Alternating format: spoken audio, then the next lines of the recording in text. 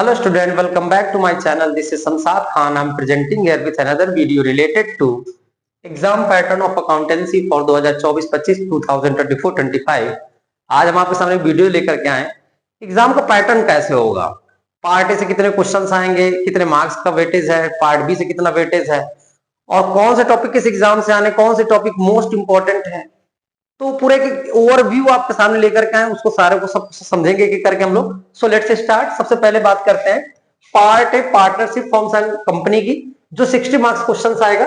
हमने यहाँ पर सारा ओवरव्यू आपके सामने रखा, आपको जो बहुत ही हेल्प करेगा आपके एग्जाम में, जिससे आपको एग्जाम में पहुंचते ही आपको मालूम होगा कि किस नंबर पे, किस क्वेश्चन नंबर पे कौन सा क्वेश्चन आता है। ये सारी बातें आपको डिटेल्स में डिस्कस करेंगे। चलिए बात करें फर्स्ट 16 एमसीक्यू आएंगे 16 मार्क्स के, और क्वेश्चन नंबर 17 की बात करें तो ट्रीटमेंट ऑफ गुडविल आएगा, जो शॉर्ट क्वेश्चन होगा 3 मार्क्स का। अब ट्रीटमेंट ऑफ गुडविल की बात करें तो change in profit sharing ratio से हो सकता है, valuation of treatment of goodwill admission का हो सकता है, treatment of goodwill retirement of partner का हो सकता है। कोई भी एक क्वेश्चन होगा, लेकिन होगा ट्रीटमेंट ऑफ गुडविल का। क्वेश्चन नंबर 18 की बात करें तो consideration other than cash, share से या डिबेंचर से, दोनों क्वेश्चन एक साथ नहीं आएंगे। 3 मार्क्स क्वेश्चन आएगा consideration other than cash, issue of shares और debenture, consideration other than cash, या तो शेयर को डिबेंचर। लेकिन इसके ऑप्शन में भी जब आप एग्जाम पेपर में, जब आपको क्वेश्चन पेपर मिलेगा तो आप देखेंगे इसके ऑप्शन भी एक क्वेश्चन होगा जो forfeited and reissued of shares, यानी शेयर का क्वेश्चन होगा, शॉर्ट क्वेश्चन होगा, जिसमें आपको केवल general entries related to forfeited and reissued of shares पूछी जाएंगी। तो आपको पूरा एक ओवरव्यू बताने जा रहे हैं, आपको पूरी चीजें पता होनी चाहिए, एकदम क्लियर होनी चाहिए कौन सा क्वेश्चन कितने मार्क्स है, किस क्वेश्चन नंबर पे आएगा। इस एग्जाम में जो आपको सीधा फोकस हो क्वेश्चन नंबर 18 ये आएगा, क्वेश्चन 19 ये आएगा, आपको सारी बात एकदम डिटेल्स में डिस्कस करने जा रहा है।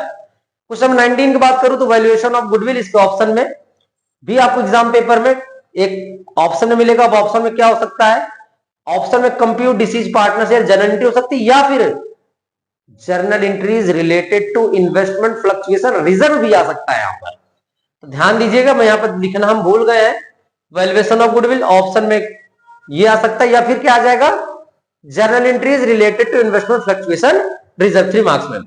फिर क्वेश्चन नंबर 20 की बात करूं तो रेक्टिफाइंग एडजस्टिंग एंट्री 3 मार्क्स में आएगा। क्वेश्चन नंबर 21 की बात करूं तो balance sheet of a company, share की बैलेंस शीट 4 मार्क्स में। Represent share capital, question number 22 में capital account of disease partner का कैपिटल अकाउंट या फिर रिलेटेड जर्नल एंट्री 4 मार्क्स में। क्वेश्चन नंबर 23 में लॉन्ग क्वेश्चन ऑफ शेयर का एक लॉन्ग क्वेश्चन आएगा। लॉन्ग क्वेश्चन मींस क्या होता है, प्रोराटा या over subscription with forfeited and issued of shares आएगा। ज्यादा एंट्री आपसे नहीं पूछा कि 6 एंट्रीज होंगी, 6-7 एंट्रीज होंगी, लेकिन कैलकुलेशन काफी होता है। लॉन्ग क्वेश्चन शेयर का वैसे भी वेटेज बहुत, 18 मार्क्स का वेटेज है। शेयर को आप ज्यादा पढ़, शेयर से रिलेटेड लगभग 4 से 5 क्वेश्चन एमसीक्यू आएंगे, डिबेंचर से लगभग 2 क्वेश्चन एमसीक्यू में आएंगे, पार्टनरशिप से करीब 8-10 क्वेश्चन आएंगे एमसीक्यू, इस तरह से एमसीक्यू बनेगा। क्वेश्चन नंबर 24 की मैं बात करूं तो लॉन्ग क्वेश्चन ऑफ एडमिशन या फिर रिटायरमेंट ऑफ पार्टनर, दोनों ऑप्शन मिलेंगे। यहाँ पर भी एक ऑप्शन मिलेगा आपको, लॉन्ग क्वेश्चन में ऑप्शन मिलेगा। अब स्टूडेंट हुआ क्या कि last year admission of partner से जर्नल एंट्रीज आ गई, तो सारी यूट्यूबर इस बार जर्नल एंट्री पढ़ा पड़े कि long question of admission journal entry. Retirement में अकाउंट्स आ गए, फाइनल अकाउंट, रिवैल्यूएशन, पार्ट का बैलेंस शीट।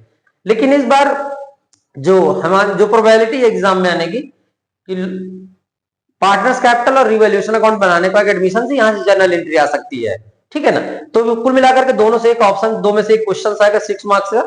जर्नल एंट्री लगभग सबकी सेम होती है, चाहे मैं change in profit sharing ratio की बात करूं, एडमिशन ऑफ पार्टनर की बात करूं, रिटायरमेंट की बात करूं, 6 एंट्रीज लगभग सबकी सेम होती है।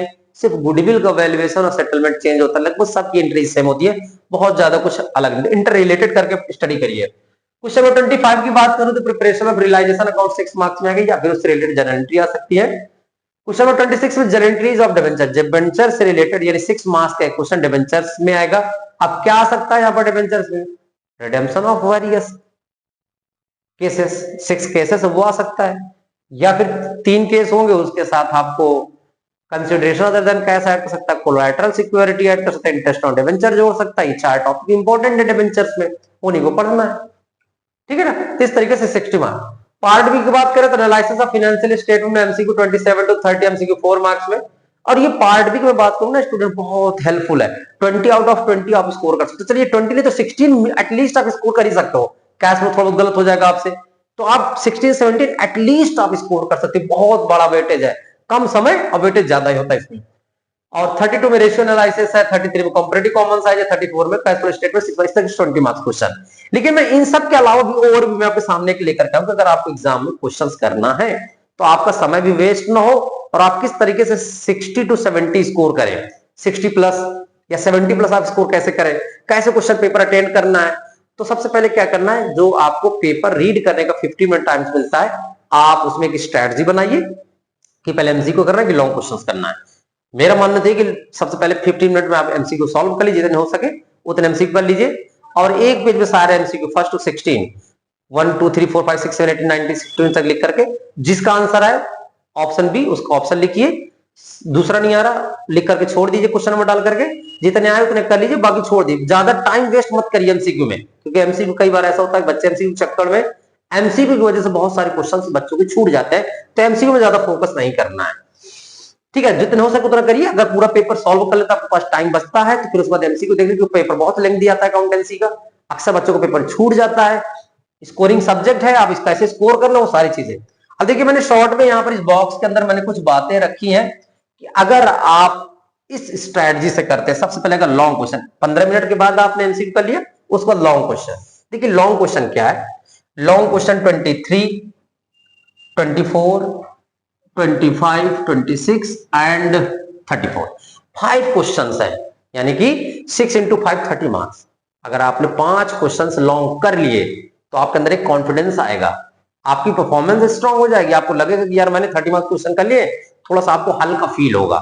ये करना है। फिर उसको शॉर्ट क्वेश्चंस, देखिए शॉर्ट क्वेश्चन, अच्छा ये जो 5 क्वेश्चंस है ना, डाउट नहीं है इनमें, सारे बच्चों को पता है, सबको पता है ये क्वेश्चन आने ही आने हैं, बिल्कुल एकदम श्योर है। तो जो चीज श्योर उसको हम लोग पहले अटेंड करें। फिर शॉर्ट क्वेश्चन की बात करूं तो 4 into 3 4 मार्क्स के ये क्वेश्चन है, एक ये क्वेश्चन है और एक 4 मार्क्स का यहां से है, तो 4 into 3 12 मार्क्स हो जाता है। ये भी एकदम श्योर है कि आना ही आना, जैसे यहां से कॉम्पिटिटिव कॉमर्स है 100% आने वाला क्वेश्चन है, बहुत कम समय लेता है।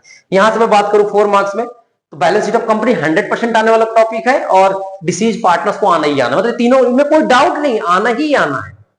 ऐसा नहीं कि ये नहीं आएंगे, दिस दैट नहीं है, मतलब कंपलसरी आना इनको। 3 मार्क्स वाले क्वेश्चन देखिए 1 2 3 4 और 1 2 6 है, लेकिन 6 नहीं मैंने 3, क्योंकि 3 ये दो क्वेश्चन कंपलसरी, इनमें कोई डाउट नहीं, लेकिन यहाँ 4 में से मैंने केवल एक लिया है क्योंकि इनमें से डाउट है, पता नहीं कौन सा टॉपिक कहां से आ जाए, तो लगभग 9 मार्क्स इस तरीके से। और मैंने एमसीक्यू 20 लिए तो इस तरह 70 मार्क्स आप स्कोर कर सकते हैं और आपका पेपर भी नहीं छूटेगा, आपका पेपर नहीं छूटेगा। तो आपको पेपर अटेंड कैसे करना, अक्सर बच्चे करते हैं, आता सब कुछ पेपर छूट जाता है। तो आप फॉलो करिए हमारे पैटर्न को, हमने जो आपके सामने पैटर्न रखा उस एग्जाम में फॉलो करिए और देखिए आप कितना बेटर रिस्पॉन्स दे करके आएंगे, आपका परफॉर्मेंस कितनी अच्छी हो जाएगी। So best of luck for your exam. After 2 or 3 days आपका एग्जाम आ रहा है, तो आप किस तरीके से पैटर्न के आप पढ़ाई करते रहिए, रेगुलर पढ़ाई के। मैंने कुछ वीडियोस डाले हैं, उन वीडियोस को देखिए, बहुत ही हेल्पफुल वीडियोस होंगे। Thank you.